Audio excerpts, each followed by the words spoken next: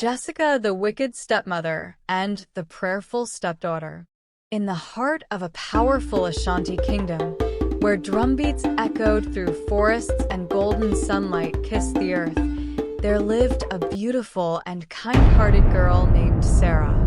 Her mother had passed away when she was a child, leaving her in the care of her loving father, Michael.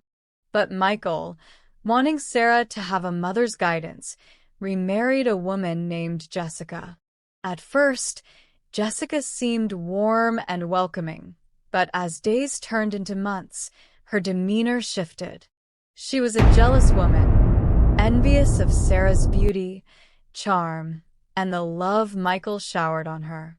Jessica had a daughter of her own, Hannah, whose heart mirrored her mother's, cold and cruel. Together, they plotted to make Sarah's life a misery.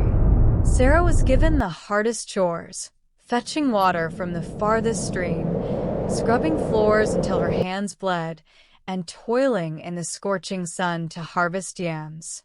Meanwhile, Jessica and Hannah adorned themselves in fine cloth and jewels, parading through the village as if they were queens. Despite their cruelty, Sarah never complained. Each night, after finishing her endless tasks, she knelt on her mat and prayed to God for help. She poured out her sorrows and asked for strength. "Oh, mighty God, the giver of life, see my tears. Protect me and guide me," she would whisper. One fateful evening, the village chief announced a grand harvest festival to honor the gods.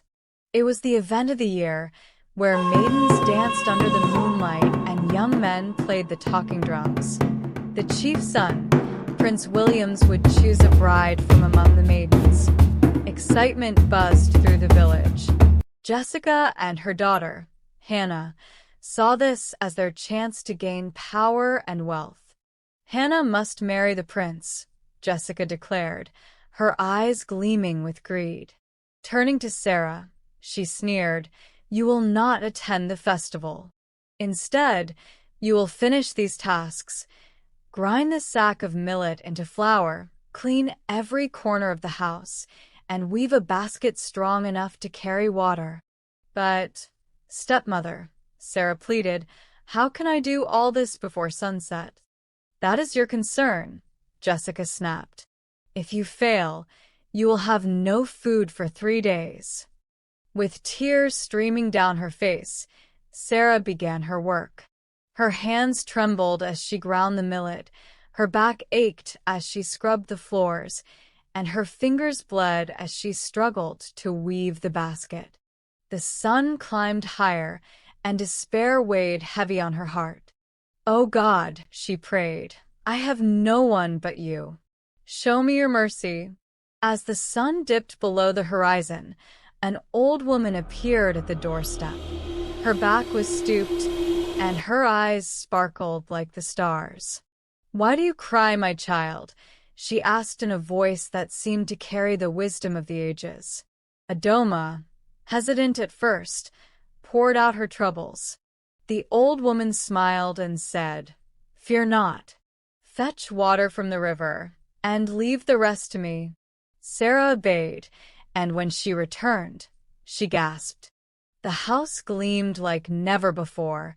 The millet was ground into the finest flour, and the basket she had struggled to weave now shimmered with golden threads. The old woman handed her a gown of royal blue Kent cloth and a pair of golden anklets. "Wear these and go to the festival.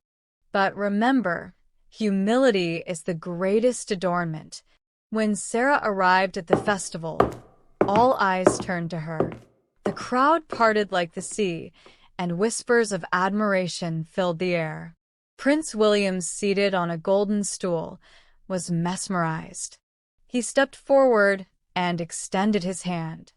"Who are you, maiden?" he asked, his voice filled with awe. Before Sarah could answer, a sharp voice cut through the air. "She is a thief." It was Jessica. She and Hannah had been watching from the shadows, their faces twisted with jealousy. She stole those anklets and that gown, Jessica accused, her voice trembling with rage. The crowd gasped, and the drums fell silent. The prince's gaze darkened. "These are serious accusations," he said. "Do you have proof?" Jessica faltered, but before she could speak, the old woman appeared again. This time, her stooped back straightened, and her true form was revealed. She was Nana Ya, a powerful priestess known throughout the land. "Lies have no place in the light of truth," Nana Ya declared. She waved her hand, and a vision appeared in the sky, showing how she had helped Adoma. The crowd erupted in cheers, and Jessica and Hannah cowered in shame. The prince knelt before Sarah and said, "You are the woman I have prayed for. Will you be my bride?" Sarah nodded, tears of joy streaming down her face. Jessica and Hannah fled the village, their greed and envy leading them to wander the wilderness. Sarah became queen, ruling with wisdom and compassion. She never forgot the lessons of her suffering and the power of prayer. Her story became a beacon of hope, teaching that faith and humility can overcome even the darkest trials.